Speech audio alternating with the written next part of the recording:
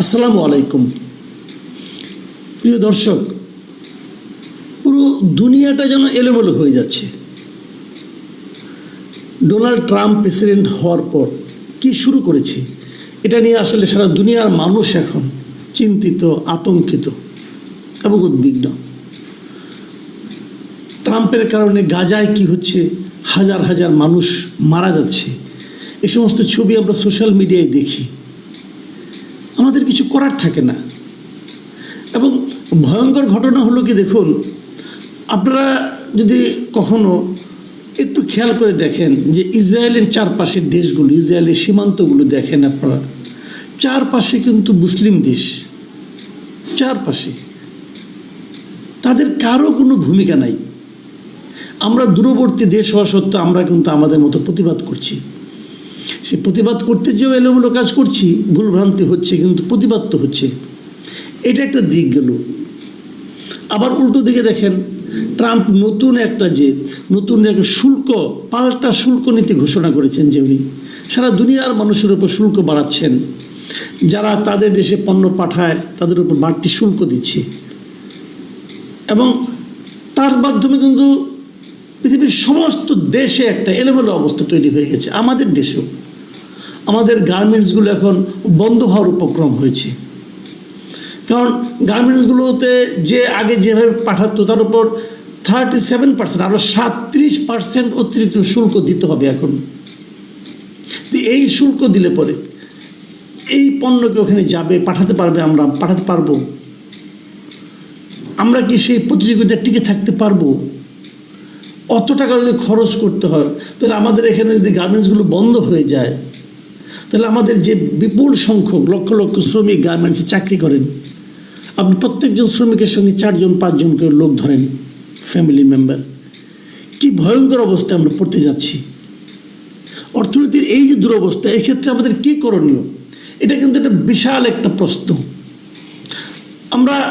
আমি বলবো অন্ততপক্ষে যে আমাদের প্রধান উপদেষ্টা, আমাদের বর্তমান যে সরকারের প্রধান উপদেষ্টা ডক্টর মোহাম্মদ ইউনূস, উনি একটা পদক্ষেপ নিয়েছেন, একটু দেরিতে হলেও নিয়েছেন। আমার বিবেচনা এটা আরও একটু আগে নেওয়া উচিত ছিল। সেই বিষয়টা হলো, উনি ডোনাল্ড ট্রাম্পকে একটা চিঠি লিখেছেন। সেই চিঠিটা হলো যে এই যে পাল্টা শুল্ক যে আরোপ করা হয়েছে বিভিন্ন দেশের উপর, এটা কিন্তু কেবল বাংলাদেশের উপর না, বিভিন্ন দেশের উপর, যে এই যে পাল্টা শুল্ক আরোপ করা হয়েছে, এটা যেন 3 মাসের জন্য স্থগিত রাখা হয়। এবং এই চিঠিটা আমার কাছে ভালো লেগেছে, কারণ চিঠিতে মানে যুক্তরাষ্ট্রের যে কী লাভ হতে পারে আমাদের সঙ্গে বাণিজ্য করলে, সেটা উনি উল্লেখ করেছেন। উনি বলেছেন যে যুক্তরাষ্ট্রের পণ্য বাংলাদেশে ঢোকার ক্ষেত্রে 50% শুল্ক উনি কমানোর প্রস্তাব দিয়েছেন, যে আমরা অনেক ক্ষেত্রে প্রায় শুল্ক 50% কমিয়ে দেব, তাও যেন আমাদের উপর এটা আরোপ করা না হয়, এবং যেন স্থগিত রাখা হয় 3 মাসের জন্য। এবং আমরা কিন্তু যুক্তরাষ্ট্র থেকে কম জিনিস কিনি না, অনেক কিছু কেনাকাটা করি। সেগুলো নিয়েও যেমন আপনার কতগুলো জিনিস আমরা শুল্ক কমানোর প্রস্তাব দিয়েছি, গ্যাস টারবাইন, সেমিকন্ডাক্টর, চিকিৎসা সামগ্রী, এগুলোর মতো এই সমস্ত পণ্যে আমরা 50% শুল্ক কমানোর প্রস্তাব দিয়েছি। তো ডক্টর ইউনূসের এই চিঠিটা অবশ্যই কার্যকর হবে, যত দ্রুত সম্ভব এই চিঠি ওনার কাছে পাঠানো দরকার আমি মনে করি। পাঠালে যুক্তরাষ্ট্র মানবে কি মানবে না সেটা বলা বড় কঠিন, কিন্তু যুক্তরাষ্ট্রের মনোভাবটাও এর মধ্যে কিছুটা টের পাওয়া গেছে। কীভাবে টের পাওয়া গেছে, যে গতকালকে আমি দেখলাম একটা পত্রিকায়, একটা মিডিয়ায় দেখলাম, যে যুক্তরাষ্ট্রের প্রেসিডেন্টকে সাংবাদিকরা জিজ্ঞাসা করেছিল যে আপনার এই কারণে সারা পৃথিবীতে এখন যে শেয়ার বাজারে ধস নেমেছে, সেই ধসের মাত্রা শুনলে আপনার মাথা খারাপ হয়ে যাবে। কিন্তু একদম পুরো দেশে বিশ্ব পুঁজিবাজারে যে কী পরিমাণ ধস নেমেছে আপনি চিন্তা করতে পারবেন না। ইউরোপে, এশিয়ায়, সব জায়গায়। এখন সেইগুলি জায়গাতে যে কমেছে, ধস নেমেছে, এখান থেকে বাঁচার উপায় কী, তাকে জিজ্ঞাসা করে। ডোনাল্ড ট্রাম্প নির্বিকার, উনি বলছেন ধস তোমরা নামুক, আমার কি আসে যায়, আমার কিছু যায় আসে না, তারা আমাদেরকে টাকা দেবে, আমরা যে পরিমাণ তাদেরকে শুল্ক দেই, তারাও আমাদের সেই পরিমাণ শুল্ক দেবে, নাহলে আমরা করবো না। একটা নির্বিকার টাইপের কথাবার্তা। কিন্তু দেখুন, একটা ভারতের একটা ঘটনা বলি, তাহলে বুঝতে পারবেন কী অবস্থা হয়েছে। যে ভারতের শেয়ার বাজারে আজকে ছিল সোমবার, রবিবার দিন বন্ধ ছিল, সোমবার দিনই শেয়ার বাজারটা ওপেন হয়েছে, এবং ওপেন হওয়ার পর প্রথম 20 সেকেন্ডে প্রথম 20 সেকেন্ডে, 1 মিনিটও না, 20 সেকেন্ডে 20 লাখ কোটি রুপির বাজারের মূলধন কমে গেছে। ভাবতে পারেন, মানে বিশ্বে কখনো মানে এরকম মানে দুর্বিপাকের কখনো পড়ে নাই বিশ্ব শেয়ার বাজার। এই অর্থনৈতিক টোটাল যে একটা অস্থির অবস্থা, একমাত্র কারণ ট্রাম্পের এই নতুন শুল্ক নীতি। এখন একটা জিনিস কিন্তু অনেকে বলছে, নানা ধরনের বিশ্লেষণ হচ্ছে কিন্তু এটা নিয়ে, যেমন মানে পোশাক ক্ষেত্রে আমাদের দেশের কী অবস্থা হবে এটা নিয়ে যখন আতঙ্ক হচ্ছে, তখন আমাদেরই কেউ কেউ আবার বলছে এতে আতঙ্কিত হওয়ার কিছু নেই, বরঞ্চ এতে একটা পজিটিভ দিকও আছে। বলছে অনেকে, আমি বুঝি না কীভাবে পজিটিভ। তাদের বক্তব্য হলো যে আমাদের চেয়ে তো বেশি শুল্ক আরোপ করা হয়েছে ভিয়েতনামের ওপর। বিশ্ববাজারে পোশাকের ক্ষেত্রে আমাদের প্রধান প্রতিদ্বন্দ্বী হচ্ছে ভিয়েতনাম। তো ভিয়েতনামে যদি আমার চেয়ে বেশি মানে শুল্ক হয়, তো ভিয়েতনামও তো বিপদে পড়বে, সেই বিচারে আমাদের হয়তো খুব একটা ক্ষতি হবে না। তো এইগুলো এক ধরনের যুক্তি, আমি জানি না আলটিমেটলি কী হবে, কিন্তু আমাদের ভরসা করে থাকতে হবে কিন্তু ডক্টর মোহাম্মদ ইউনূসের এই চিঠি, এই চিঠির উপর। কারণ আমি এখন পর্যন্ত যতটুকু বুঝেছি, পৃথিবীর প্রায় 50টিরও বেশি দেশ এরই মধ্যে ডোনাল্ড ট্রাম্পের সঙ্গে যোগাযোগ শুরু করেছেন, আলাপ আলোচনা শুরু করেছেন যে কীভাবে কমানো যায়।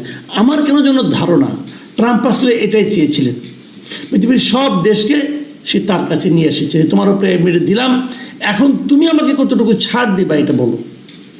এখন সে সবাই তার কাছে যাচ্ছে, যে আলোচনা করছে, বোঝানোর চেষ্টা করছে যে ভাই আমরা আপনাকে ছাড় দিব, আমাকে আপনাদের পণ্য আমাদের এখানে আরও কম পয়সায় ঢুকতে পারবে, আমাদেরটা আপনারা ঢুকে দেন। আমার ধারণা এটা ডোনাল্ড ট্রাম্পের একটা কৌশল, এবং সেই কৌশলের কিন্তু পার্ট আমাদের এই চিঠি, ডক্টর ইউনূসের এই চিঠি সেই কৌশলের একটা অংশ হিসেবে হয়তো বিবেচিত হবে। কিন্তু একটা সমস্যা আছে, সমস্যা হলো এখানে কিন্তু ব্যক্তিগত সম্পর্ক একটা গুরুত্বপূর্ণ বিষয়। ভারত কিন্তু অনেক আগে থেকেই এই যে তাদের শুল্ক বৃদ্ধি করছে এটা তারা জানতো, এবং সবাই জানতো, ডোনাল্ড ট্রাম্প শুরু থেকে বলছিল। ভারত কিন্তু আগের থেকে নানা ধরনের দেন দরবার শুরু করেছিল, এবং তারা কিন্তু ঔষধ রপ্তানির ক্ষেত্রে কিন্তু এক ধরনের ছাড় পেয়েছে। আমরা আগে থেকে অতটা শুরু করিনি, আমাদের আরও আগে থেকেই শুরু করা উচিত ছিল। যাই হোক, তারপরে যখন ডোনাল্ড ট্রাম্পের সঙ্গে যখন চিঠি যখন লিখেছেন ডক্টর ইউনূস, দেখা যাক কী হয়। কিন্তু আমি ব্যক্তিগতভাবে আমার এই জায়গাটা একটু শঙ্কা আছে এই কারণে, সেটা বলেই আমি আলোচনাটা শেষ করব। শঙ্কাটা এই জায়গায়, ডক্টর ইউনূসের সঙ্গে কিন্তু ডোনাল্ড ট্রাম্পের ব্যক্তিগত সম্পর্ক ভালো নয়। এটা একটা আমাদের নিয়তি বলবো আমরা, নিয়তি এই কারণে যে ডক্টর ইউনূসের সঙ্গে সম্পর্ক ভালো হলো ডেমোক্রেটদের, মানে হিলারি ক্লিন্টন, বিল ক্লিন্টন, হ্যাঁ, অথবা আপনার ওবামা, এদের সঙ্গে তার সম্পর্কটা ভালো, বাইডেন, এদের সঙ্গে ডক্টর ইউনূসের সঙ্গে সম্পর্কটা ভালো। এবং এদের যেহেতু প্রতিদ্বন্দ্বী ডোনাল্ড ট্রাম্প, এবং ডোনাল্ড ট্রাম্প কিন্তু ডক্টর ইউনূসকে লক্ষ্য করে না বিভিন্ন সেমিনারে ওনাকে মাইক্রো ক্রেডিট গাই হিসেবে মানে আপনার অভিহিত করেও টিটকারিমূলক কথাও বলেছিলেন। তো সেগুলো অবশ্যই মনে রাখে না, আমরা আশা করব মনে রাখবেন না। আমরা আশা করব ডক্টর ইউনূস তার ক্যারিসমেটিক আচরণের মাধ্যমে হয়তো এটা একটা সমাধান করতে পারবেন, আমরা প্রত্যাশা করি। কিন্তু শেষ পর্যন্ত কী হবে সেটা হলো দেখার বিষয়। যদি এক্ষেত্রে সাফল্য না আসে, তাহলে কিন্তু আমাদের সামনে বড় ধরনের একটা বিপর্যয় অপেক্ষা করছে। আমরা দেখেছি, সারা দুনিয়ার মানুষ দেখেছে যে গাজায় কি ভয়ঙ্কর বিপর্যয় চলছে, কি মানবিক বিপর্যয় চলছে, এবং মানুষ হত্যা করে, মানুষের স্থাপনাকে ধ্বংস করে, পুরো একটা সভ্যতাকে মাটির সঙ্গে মিশিয়ে দেওয়ার মাধ্যমে ইসরায়েলি সৈন্যরা, ইসরায়েল কি মানে বিকৃত উল্লাস প্রকাশ করছে, সেটা কিন্তু আমরা বিভিন্ন সময় সোশ্যাল মিডিয়ার বিভিন্ন ভিডিওর মাধ্যমে দেখতে পাচ্ছি। সেটা এক ধরনের উল্লাস, এবং এশিয়ার এবং ইউরোপের আমাদের মতো ছোট ছোট দেশের প্রতি যে অর্থনৈতিক যে একটা নিপীড়নের মতো চালু হয়ে গেল এই শুল্ক আরোপের মাধ্যমে, এটা যদি বাস্তবায়িত হয়, তাহলে আমরা হয়তো ওভাবে শারীরিকভাবে মৃত্যুবরণ করব না, কিন্তু আরেকটা ভয়ঙ্কর বিপর্যয়ের মধ্যে কিন্তু আমরা পড়ে যাব। এর মধ্যে কোনো রাজনীতি খুঁজে লাভ নেই। ধনী এবং গরিবের মধ্যে যে বৈষম্য, সেটাই হলো এখানে মূল কারণ। এখানে অন্য কোনো রাজনীতি, আওয়ামী লীগ, বিএনপি খুঁজে দরকার নাই। কিন্তু আমরা সবাই মিলে যেন এটাকে কীভাবে এটাকে ওভারকাম করা যায়, কীভাবে এই বিপর্যয় থেকে আমরা বেরিয়ে আসতে পারি, সেদিকে আমাদের চেষ্টা করতে হবে। প্রিয় দর্শক, এখন এ পর্যন্তই। আল্লাহ হাফেজ।